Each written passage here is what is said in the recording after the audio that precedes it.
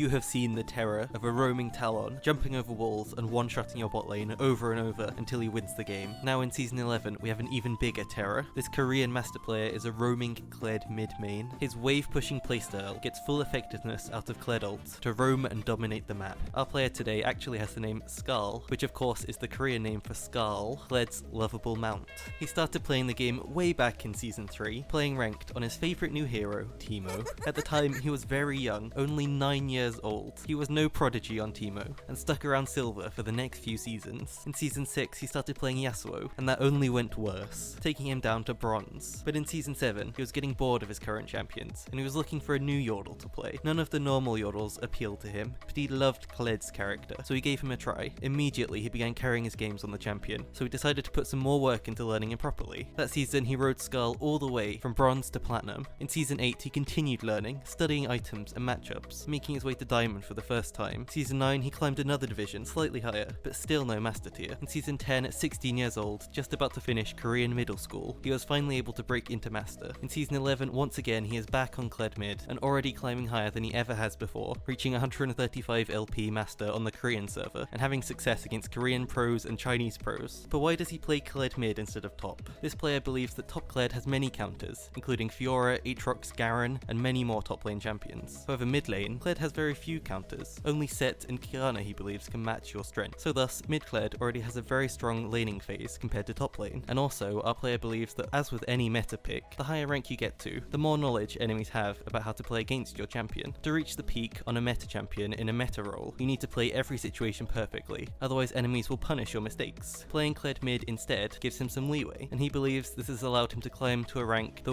would not be possible on the champ at his skill level in top lane. But this is not all about small advantages. Kled Mid also has one huge advantage that our player has built their whole playstyle around, that is roaming, and the power of Kled ult. If you are a top Kled, you can roam to the enemy jungle or to the mid lane. Those are your two options with ult. But if you are Kled Mid, you can go to the enemy jungle, to top lane, and to bot lane, constantly giving you roaming options. The roaming mid playstyle dominated Season 10, and Kled Mid is the future of it in Season 11. When you pick up Iron Spike Whip, shoving the wave becomes easy, and you can constantly get mid lane push to look for a kill around the map. At level 1, our player takes Q. In ranged matchups, he uses the Q to kill the 3 melee minions and stay safe. Then he throws it for poke, pulling enemies in and running away. Do not take too much damage at level 1, as it will ruin your game plan at level 3. At level 2, he takes nothing. Do not take W until you want to use it. Take no skills. Save a point always until you're starting a fight, otherwise you're wasting your highest damage combo. At level 3, he takes his E and goes for an all-in when his Q lands. A combo of E, Q, W, auto, ignite, and then E again to follow if they run, is often a free 1v1 kill. Since you save your W and it is ready for the fight, you can get 3 quick auto attacks off for huge damage. Even by level 4, he might not have been able to find a good Q hit to all in with, so in that case, he still would not have a point in his W. He is patient and does not waste it.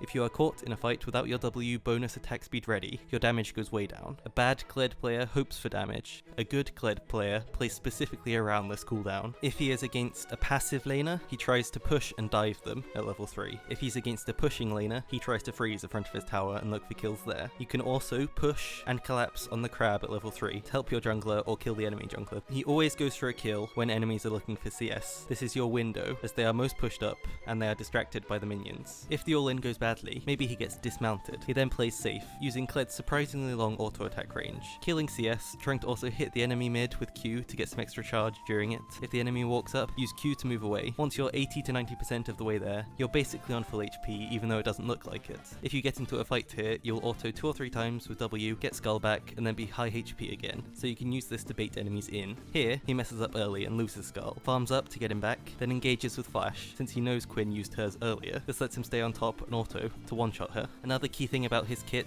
he believes that the higher elo you go, the more useless your Q becomes, as enemies know how low range it is. So his solution to fix this problem is to always combo E first into Q. This is a range extender, and is pretty much vital. Your Q alone often is not a good enough spell, but with your E, it is able to do its job properly. At level 6 you unlock your roams. Use Iron Spike Whip in the same way as old Tiamat. Shove the wave, walk behind Dragon Pit, and ult to bot lane. If you can get on the enemy AD carry with your first ult, you can one-shot him with your combo. Our player's best plan is to tell his AD carry to create a big wave and push it to the enemy tower so they can dive. He is more than happy to die for the kill, because then the enemy AD carry will miss a big wave of XP, and still they will get the kill. You always want to be the one tanking tower dives, because you lose aggro when you demount. Skarl is basically a sixth man who can tank tower for you. In some fights you can even get Skull back to remount, and then tank again to continue the dive. It really makes juggling aggro easy. A huge part of fighting on Kled is your Q, and the fact that it stays active even if you lose Skull, so never stop chasing if you have a Q landed, it can still lead to a kill. With mid Kled's ultimate, you always have the ability to be first move to a fight. Even if you miss the ult, it can act as a TP to get you closer. This guy does not hit all of his ults, he often just tries to predict the best place he can get to with it, ideally also jumping onto someone, but if you're just trying to join a fight as fast as possible, you can just use it for gap closing as well. Sometimes it's even safer just to get closer to a fight, because if you're going too far with it, you can get into a bad position, you could run into 5 people, whereas if you just use it to get across a lane to the other side of the map, you'll still be safe, and then you can continue to use the movement speed from it. In mid game, our player likes to side lane, looking for 1v1s on the enemy top or mid if you're able to. Otherwise he likes to ult to mid lane and start a 5v4 fight. Even if it doesn't work, the enemy top or mid laner will need to TP, giving you your ult back sooner than they have their TP, so you can then just try again. Kled is really an early/mid game champion, so you want to be looking for plays and grouping with your team whenever you can to create a numbers advantage. Overall, our player believes that Kled ult is a double-edged sword. Whenever you use it, your team of monkeys will get very excited and rush in as fast as they can because of how fun the movement speed is to use. This often leads to inting, even if you have a good ult, because it is easy for players to get carried away with the engage. In teamfights, your goal of the fight is to get on the enemy backline, land a Q on a priority target, and kill them with your auto attacks. If you are ahead, you can just ult into the enemy team whenever, like in this game. Kill the squishy target closest to you, then chase using unmounted form. You should easily remount, especially after you get Starix, letting you make a second play on another champion with your EQ combo. However, if you're not ahead, often it's not good at all to just ult right into a fight. If you're constantly going in first as a bruiser, you are likely to just arrive, get CC'd, and die before reaching your target. Or, if you ult too early, enemies can always hear it coming, so they can just run and dodge it. So often, our player does not even ult at the start of the fight, preferring to engage with his team, hitting the front line and killing them first, waiting for a window to open where he can then late ult onto a carry to finish off the fight, since they have no escapes or frontline left to protect them. If you really need to get to the backline and killing frontline is not an option, the frontline champions will always be blocking your ult, so our player ults onto them to get close to the fight, and then uses that to jump onto their backline with your E. In this fight, he ults onto the rel to get movement speed, and then jumps straight to Jhin, comboing him fast, ending the team fight with a couple more kills before they go to Baron. You want to ult in to get in position, then walk back away to dodge any CC, and then use that continued movement speed on the ground from the ult to propel you to their backline. Otherwise, best thing you can do is ult straight onto a squishy champion, and flanking works best for this. If you are in a fight and you get dismounted, it's not always a worry. Kled is meant to, and you can get some great kill finishes with your unmounted Q. However, once you have demounted twice, you will not be able to get back on Skull, as he is on cooldown, leaving you trapped as an unmounted Kled for the rest of the fight, which almost certainly ends in a death if you haven't already won the fight. So to win a fight, you need to pick your engage window well. Take as much damage as possible in short windows so that Skull blocks it, rather than having it spread out over your 2 health bars. Then remount to finish off the fight.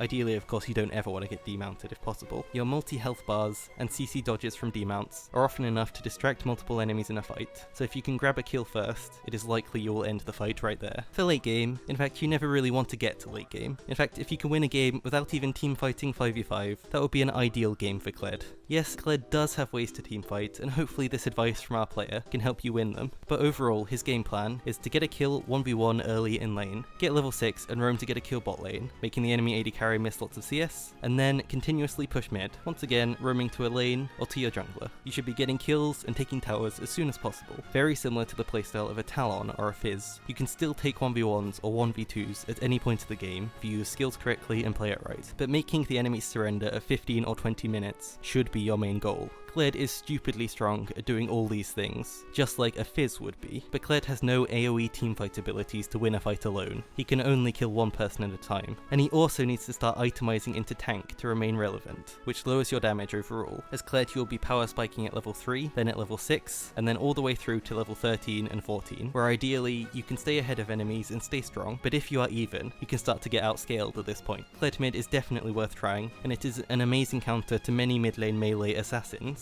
but keep all this in mind in your own games. Our player always bans Zoe when he's playing Kled Mid. He doesn't like the matchup, and the sleep is just great for killing Skull and getting you demounted whenever she wants to. He takes Flash Ignite every game, so he can go for early kills. You need the aggressive summoners. His skill order is maxing Q into W into ult, and then E finally. For his build, he starts Door and Shield. This helps him against poke in lane. For his first base, he recommends you stay on the map until you can afford pickaxe for 875 gold, so you should roughly be aiming for 40 CS in the first 6 minutes. Earlier is better, of course. Plated steel caps he buys next versus AD teams, and mercury treads versus high magic damage teams or high CC enemy teams, into his first big item of Gore Drinker. This is amazing at keeping Kled alive in fights, and sometimes can be the only reason you can get a remount. After, he gets Sterex, again to help him remount in fights, then Titanic Hydra, and finally Stoneplate. These all give him the tankiness as well as the health synergy with Hydra to give a lot of damage. For runes, he takes Conqueror 80% of the time, and Press the Attack occasionally 20% of the time. Press the Attack is good if all of the enemies are really squishy, but Conqueror is even great if there's just one tank on the other team, or one person with lots of health so you can stack it. Last Stand on Kled is amazing since he is always fighting for his life, and this can help you in team fights. For secondaries, he's taking Absolute Focus and Gathering Storm. This stops Kled falling off if he is unable to completely snowball the game, so he won't be quite as bad late game. By the way, right now I am streaming on Twitch, playing Kled Mid as well as some other off-meta styles. Link in the description, come watch. Thanks so much for watching,